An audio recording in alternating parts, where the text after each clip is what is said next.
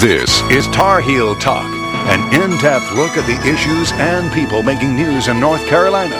Here's your host, Sonya Williams. Today's show focuses on Fathers Forever. It's a nonprofit organization designed to help absent fathers reconnect with their children and be better parents. Joining me now to tell us more about the organization is its founder, Glen Warren. He's also the CEO. And also joining us is Carol Warren, volunteer administrator with Fathers Forever. Welcome to Tarheel Talk. Thank you for having us. Thank you. Now, Glen, you founded Fathers Forever just a few years ago and finally made it official last year, August of last year. Yes. Tell us a little bit about the program. What exactly is Fathers Forever? Well, it's a nonprofit organization, an alternative to guys going to jail for non-child support. That's the first priority. Judge can refer guys to us who are at risk of going to jail for non-child support. It's also a time that we have to have guys come and go through our classes, and not just child support, but also to spend time with their kids to help them be better parents. We have a series of about 8 classes. It's about a 6-month program that we take them through to help them be better parents. Okay. Now, you know firsthand the challenges that single parenthood can bring, not just for children, but for the parent as well. Tell us a little bit about your personal story. Well, my personal story is I was married for 15 years, and my wife and I decided that we was going to get a divorce, and I had 3 kids at the time. My oldest son was 11, my middle son was 9, and my little baby girl was 7. And I decided that I wanted not my kids to be a statistic, because I work in the system and I knew what it is to have kids grow up without their fathers. So me and my ex-wife had an agreement that I was going to take the kids. And when I did, not knowing how to cook, I didn't realize that at the time, but me and my family were standing in the kitchen. I realized I got 3 kids and I don't know how to cook. But I learned, and I did the hard thing that single women do all the time. And so, you know, and my personal experience is my kids don't like chicken now because we hate chicken so much, but we made it through, and it was an experience that I will never forget. And because of that, I think I could speak to guys about being parents. Okay, and you were there for your children. You mentioned they were 11. 11, 9, and 7. Okay, and now they're all adults. They're all adults. My oldest son is 29, my middle son is 27, and my little girl, she always gonna be my little girl, she's 25, and she's my 2 oldest sons has got barber's license. They just got their license to be a barber, and my little girl is she's a senior at A&T State University. So you definitely raised some very successful and fine, productive. Yeah, a lot of help from my families, from my church families, and from friends. They were very supportive. Now, Carol, you are Glen's sister. Tell us a little bit about your role in Fathers Forever. Well, I call it try to take care of the nuts and the bolts of the organization. My brother, Glen, has a lot of ideas, and his ideas are just bouncing all off the wall, and they're great ideas. And I try to bring in the administrative side of dealing with the laws and writing the bylaws and just the nuts and bolts and scheduling meetings and just seeing who needs to be in contact with him and how we can run the program smoothly. You know, how we can bring the guys in and get them registered and enrolled and creating their files so that we'll have a tracking trail, just the nuts and bolts of the organization and how it operates. Okay, and Glen, tell us a little bit about how this program does operate. Well, we have right now 3 judges from the Wake County court system that refer guys to us who are at risk of going to jail. And when they do, we bring them, and we meet every Monday night from 6 until about 7:30. And these are men at risk These of are going men, to jail right, from yes. non-payment Non-child of support, yes. But at the same time, we also have some guys who are enrolled, have not gone through the court system. They just saw our program and wanted to be better fathers. So we have a combination of guys who are ordered to come from the court system. And it's kind of like the concept of DUI. When you get a DUI, you have to go to a court system, and they offer you to, order you to come to take DUI classes. The same thing with domestic violence. Well, that concept, I was like, you know what, that could be a good concept. I was teaching an anger management class, and I began to think that's something that we can do, and that's why I made it a nonprofit, because the guys need to take their money and spend it towards their kids. Absolutely. But when they come to us, it's a nonprofit. We get grants and things to pay for the staff that we come, and we basically teach the fathers. And it's kind of like a jail diversion. At the same time, it's not a picnic. The guys don't come to us just to get out of jail, because we report to the judge system. If you don't meet your program, if you don't come to class, we report to the system, to the judge, and they can put you back in jail. So it's not like a walk in the park where they can just come to us and avoid going to jail. Okay, tell us a little bit about the curriculum. What sort of classes are these men taking? Well, we do anger management classes, because a lot of guys have a lot of anger. I work in a system where a lot of guys come before my desk. Okay, and you're a social worker. I'm a social worker, yeah, for Wake County Mental Health, and has been for the last 20 years to some degree, and the case manager. And also, but I see a lot of guys who come, and a lot of their problems, their anger because their fathers wasn't there. So we do a combination of classes. One is anger management. We talk about domestic violence. We also talk about depression in men. 8 out of 10 men, people commit suicide, are men. So that statistic is startling. So we talk about depression in men. We also talk about being a parent. We're going to have the Wake County Child Support Enforcement come to do a class and to let the guys know where their child support is going. Those kind of things. Those things is when we know better, we do better. Right. So we want to get them a whole holistic view of what it is to be a father. The joy and responsibilities of fatherhood is what we try to teach those men to be. Right. Carol, why did you decide to get involved with Fathers Forever? Because I have been on the other side. I too raised my child as a single parent and with no help from her father. So I know the struggle of women and how it's difficult to raise a child, whether it's male or female, without the father. And I talk to a lot of women that are going through the same thing. And if we all can work together to get fathers to see the importance of them being present. You know, a lot of times it's not only about money. Just them being there means a lot. And we don't want them to see child support payment as punishment. We don't want the men to feel like they're being punished because the women's taking out child support. We don't want women to use that as a punishment tool for the men. We want to open up the eyes of everyone involved to see that it is your child that's going without. And it's a great idea. It's a great program. We need it yesterday. And I just want to be a part of that to make it happen. Glen, a part of the program, and you use this acronym in the program, RESET. Explain to us what that acronym means. And if you got a computer, if you have a lot of windows open, sometimes it can freezes up. You know, your whole frame just freezes. Well, you hit the reset button, and the computer kind of downloads, and then it shuts itself off, and then it reboots. Well, the same concept is when the guys that come to our class, we want to kind of hit a reset button. When the judge orders them to come, it's like they're hitting the reset button. When they come, we're going to download our classes and to help them be better parents. And the whole concept is an acronym. The R means to restoring the hearts of the fathers back to the kids. The joy and the responsibility of being fathers. One of the E is embracing the responsibilities of fatherhood. The S is synergy, because we want to get the community involved in this thing, and we can talk about that a little later. And the T stands for time spent. Like she said, it's not all about just the money, even though that's a part of it. It's a major part of it, but it's also about time spent. And I think the other E was embracing your fatherhood, embracing what it is to be a father. So it's kind of like, this is kind of the concept that we had with Reset. It's the resetting and helping these guys be better fathers. How can people find out more information about Fathers Forever? They can go to our website at www.afatherforever.com. They can call us at 332-5793. Our website is a very interactive website, and we can talk about it a little later. And there's a lot of things that they can do on the website to really partner with us as a community and a nonprofit to make society be a better place for not just for the fathers, but for the kids. And yeah.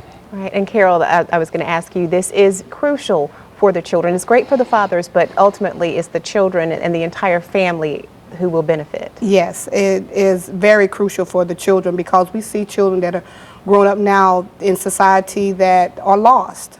And it stems from not having proper nourishment as a child growing up from both fathers and mothers. And when we reset and download and reconnect and get the family unit back together, you know, whether you're married to each other or not, but still have the concern of the children, because they're the ones that's losing out. You know, when we put our children first, I think we'll see society come back together, because they're our future. And if we don't install in them the value of familyhood now, they won't be able to be a family later. So it's very important for the children, and that's what we want everyone to see about Fathers Forever. The end result is children being restored back to their fathers. Right. I want to make sure we give people that contact information again. They can log onto your website, Yes. afatherforever.com, or call 919-332-5793. Carol Warren, volunteer administrator with Fathers Forever. Thank you so much for taking the time to be with us. Glenn, we'll talk more with you in just a minute. Okay. Thank you. We'll be back with more on Fathers Forever after these messages.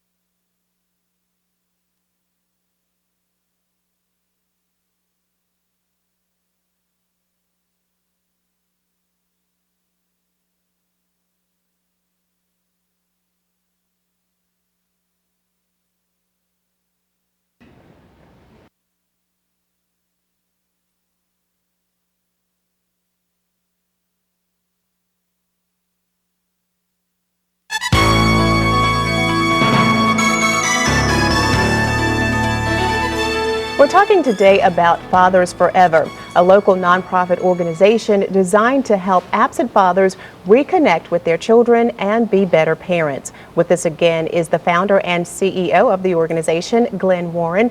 Also joining us is volunteer counselor and case manager, Lonnie Manley.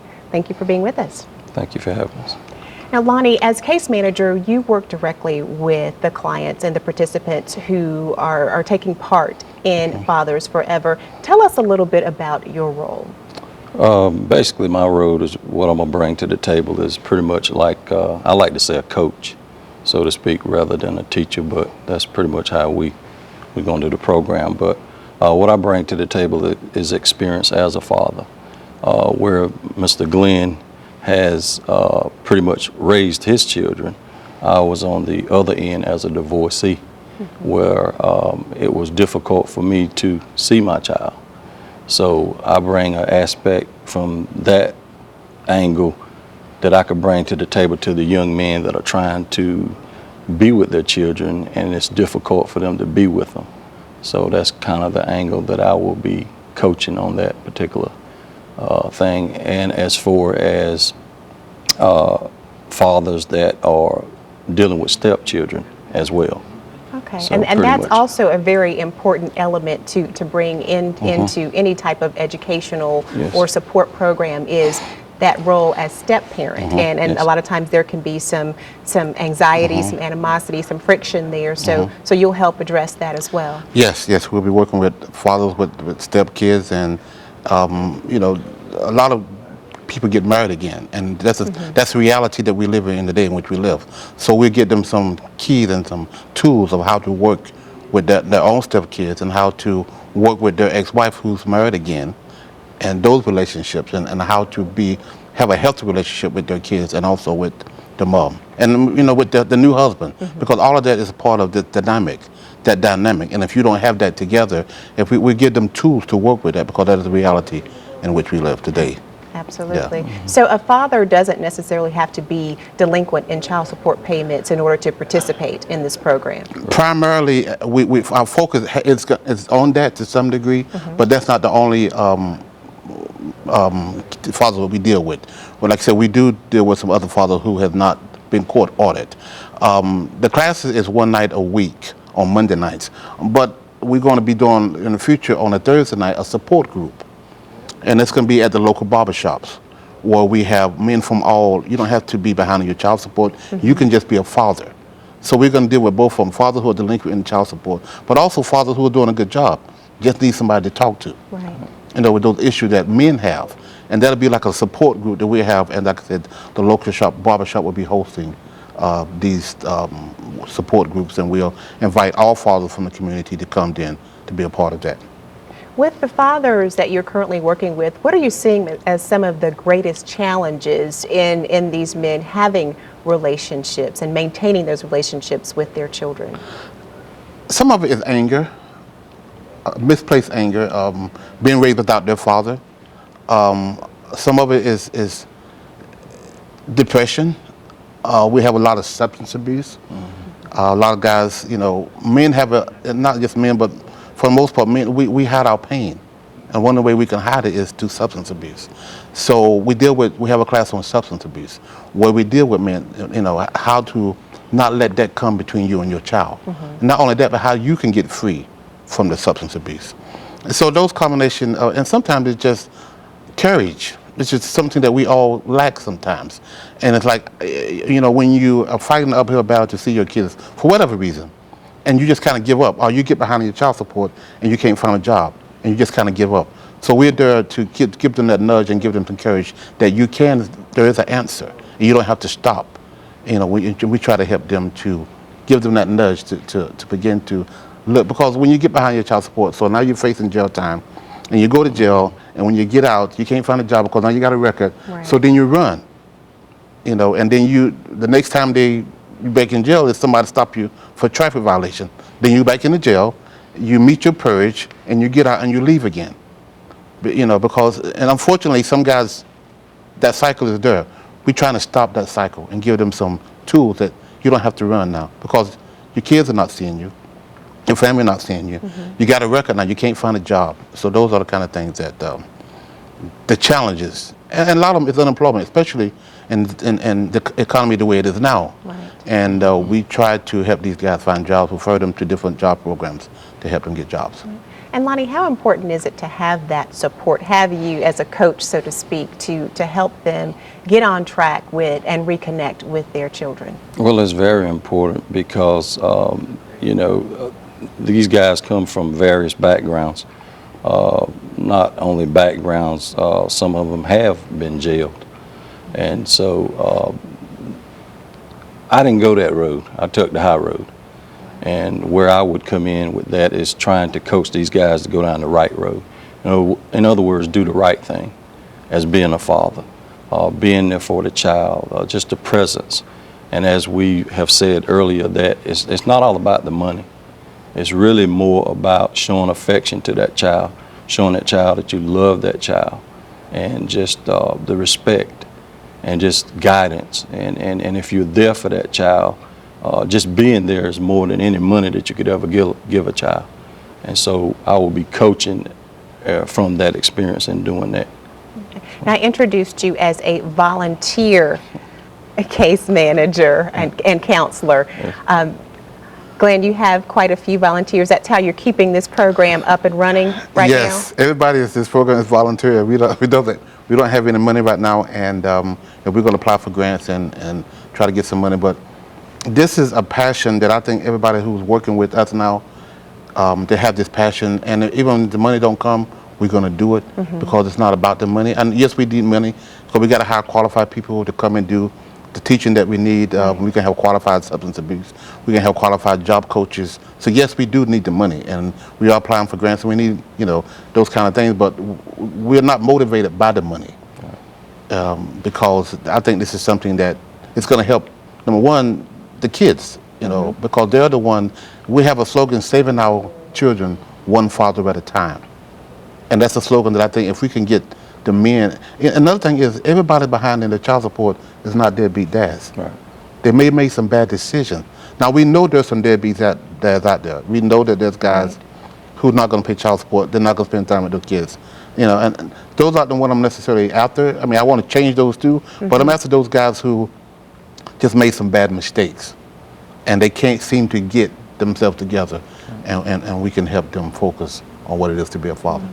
And so I can imagine that because right now funding is limited, that you do need some volunteers, some Yes. qualified volunteers, Yes. maybe other social workers, Yes. counselors, to step up and help with this organization. Right. How can they reach you to do that? Again, the number 919-332-5793.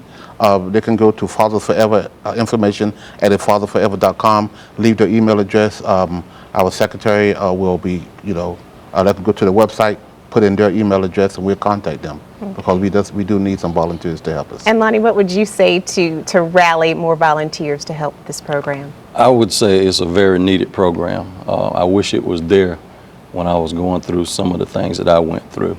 And I would advise any father out there that want to be involved in their child's life to look into this program, call that number. And I do want to commend Glen very much for taking on such a program. That is a very well needed program. Well, we thank you for being a volunteer with that, Lonnie Manley, volunteer counselor and case manager. Thank you for your time. Oh, thank you. We'll be back with more Tar Heel Talk after these messages.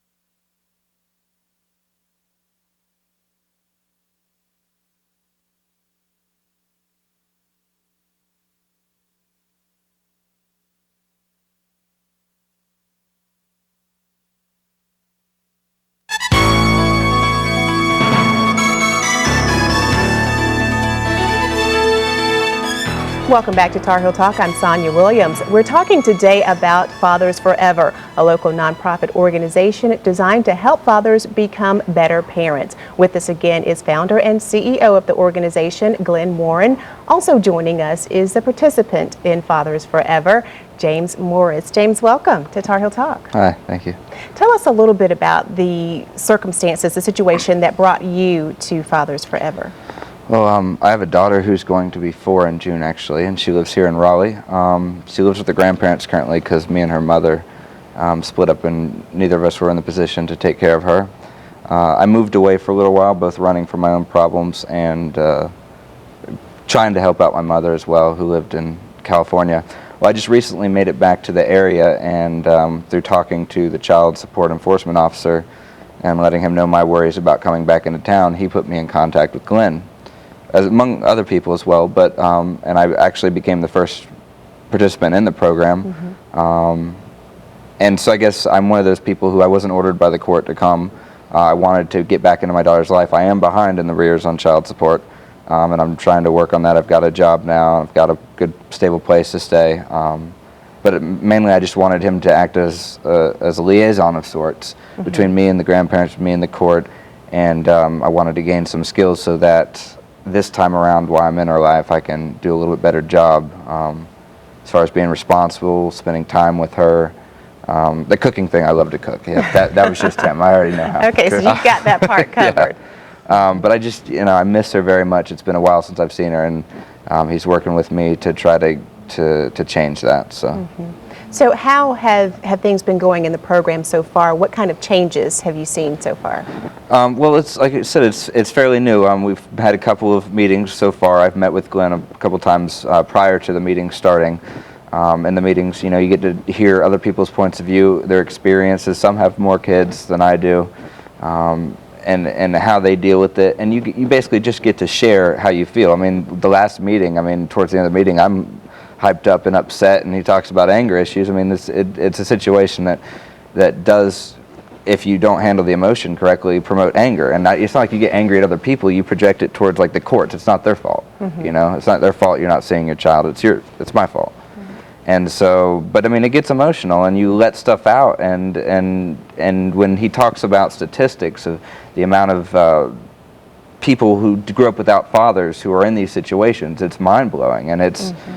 I mean, the majority of people getting in trouble, young adults, they didn't grow up with a father, and I'm the same way. So I don't want to create that same dynamic with my daughter, and I don't want that to be an excuse for anything that happens, I want to know that I did what I needed to do as a father. And have you been able to spend some time with your daughter?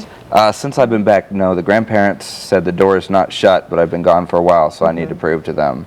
And although I could go to court and fight that, I want them on my side as well. So I'm trying to do it diplomatically. So I'm hoping by June 14th to be there for her birthday. Okay. Well, we certainly hope that you can share her birthday with her. Glen, quickly tell us how people can find out more information and financially support this program. They can go to our website. We have a very interactive website. Part of it is to raise money. We need finances, obviously. Like I said, we have a lot of staff, and you can go online and pledge. We have a $9 a month donation that you can give on a regular basis that can support us. We want to give people that website. It's afatherforever.com, or they can call 919-332-5793. We are all out of time, but we're going to have to follow the progress of this program. James, thank you for sharing your story, and best of luck to you. Okay. Thank you. Great. That's it for this week. I'm Sonya Williams. Thanks so much for watching. We'll see you again next week.